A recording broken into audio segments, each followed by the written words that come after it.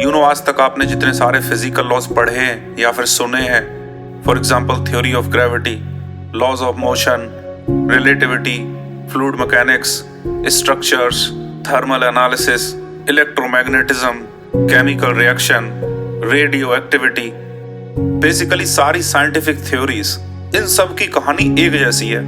जितने भी सारे फिजिकल लॉज आप पढ़ते हो उन सब का डेरिवेशन एक ही तरह से हुआ है, जैसे कि E=mc², Gm/r²।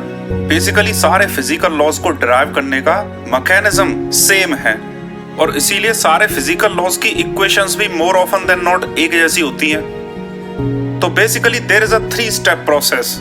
सबसे पहले डायमेंशंस को फाइंड आउट करना, फंडामेंटल डायमेंशंस जैसे कि वजन, लंबाई, समय, और इन डायमेंशंस का प्रयोग करके पहले फिजिकल लॉ को फॉर्मुलेट किया जाता है। For example mass is a constant, flux is constant, energy is constant, stuff like that. तो जैसे ही हम डायमेंशंस पे फिजिकल लॉज को लगाते हैं हमारे पास एक डिफरेंशियल इक्वेशन निकल के आ जाती है। जितने सारे आपने फिजिकल लॉज पढ़े हैं वो सारे ऐसे ही बने हैं। तो बेसिकली सारे फिजिकल लॉज का एंड रिजल्ट क्या है? Differential equation. जैसे कि अगर हम बोलते हैं कि एक फिजिकल सिस्टम की टोटल हीट कांस्टेंट है तो वहां से टेम्परेचर की इक्वेशन निकल के आती है। अगर हम एनर्जी को कांस्टेंट करके मास के साथ रिलेट करते हैं तो E=mc² निकल के आता है। सो अगेन सबसे पहले फंडामेंटल पैरामीटर्स, उसके बाद फिजिकल लॉ का फॉर्मुलेशन और फिर डिफरेंशियल इक्वेशन। ये 3 स्टेप का प्रोसेस होता है सारे फिजिकल लॉज को फॉर्मुलेट करने में। The end result is the differential equation.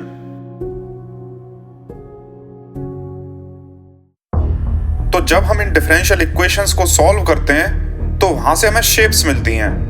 उन शेप्स को बोला जाता है conformal maps. For example 1D, 2D या 3D, इस स्पेस में अगर हम किसी फिजिकल लॉ की डिफरेंशियल इक्वेशन को सॉल्व करते हैं तो एंड रिजल्ट हमें कन्फॉर्मल मैप्स, बेसिकली शेप्स मिलती हैं।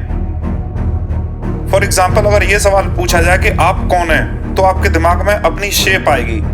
तो सवाल है आप कौन हैं और जवाब है आपकी शेप। वैसे ही सवाल है डिफरेंशियल इक्वेशंस और जवाब है ये मैप्स। तो क्योंकि डिफरेंट फिजिकल लॉज की जो इक्वेशंस होती हैं वो सेम टाइप की होती हैं, इसीलिए ज्यादातर इक्वेशंस के सॉल्यूशंस सेम टाइप के कन्फॉर्मल मैप्स होते हैं। उन कन्फॉर्मल मैप्स में सिंगुलैरिटी भी आ सकती है, जैसे कि ब्लैक होल्स, बिग बैंग। तो जब भी कोई डायमेंशन का पैरामीटर इन्फिनिट की तरफ या 0 की तरफ आता है तो उन कन्फॉर्मल मैप्स में सिंगुलैरिटी आ सकती है। तो जहां पे सिंगुलैरिटी आती है वहां पे वो इक्वेशंस फेल हो जाती हैं। इसीलिए बोला जाता है कि आइंस्टाइन की इक्वेशंस बिग बैंग को डिस्क्राइब नहीं कर सकती, क्योंकि वहां पे टाइम की सिंगुलैरिटी है, टाइम इज इक्वल्स टू 0। ना ही आइंस्टाइन की इक्वेशन से ब्लैक होल को समझा जा सकता है, क्योंकि वहां पे लेंथ की डायमेंशन 0 है। इसीलिए ब्लैक होल्स और बिग बैंग दोनों को सिंगुलैरिटी बोला जाता है। एक में स्पेस की डायमेंशन 0 है, दूसरे में टाइम 0 है।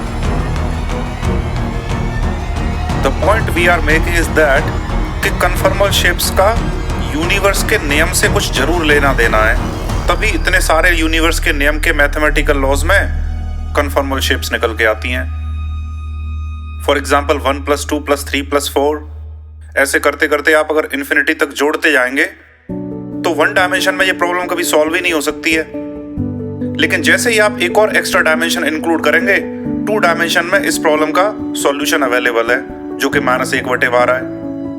तो फिजिकल लॉज जो कि डिफरेंशियल इक्वेशन की फॉर्म में होते हैं उनके अंदर सिंगुलैरिटीज का होना एक बहुत ही ज्यादा आम बात है। और उस सिंगुलैरिटी को सॉल्व कैसे किया जाता है? एक्स्ट्रा डायमेंशन को ऐड करके। मैथमेटिकल टर्म्स में इसे रेगुलराइजेशन बोलते हैं। बहुत स्ट्रेट फॉरवर्ड सी मैथमेटिकल ट्रिक है, ज्यादातर अप्लाइड मैथमेटिशियंस यूज करते हैं।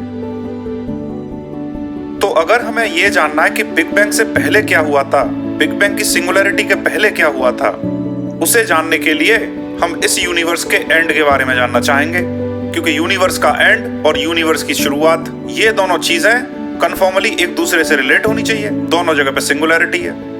तो बेसिकली टाइम को अगर इन्फिनिट कर दें, यानी अगर इस यूनिवर्स का अंत आ गया, और टाइम को अगर 0 कर दें, यानी इस यूनिवर्स की शुरुआत बिग बैंग हो गई, इन दोनों इवेंट्स को अगर असिम्प्टोटिकली लिंक किया जाए तो पता चलता है कि इस यूनिवर्स का अंत और इस यूनिवर्स की शुरुआत बिग बैंग दोनों एक दूसरे से कन्फर्मली रिलेटेड हैं। यानी इस यूनिवर्स का जन्म और इसकी मृत्यु दोनों एक ही चीज हैं। ऐसा मानना है सन 2020 में Nobel prize winner Roger Penrose का।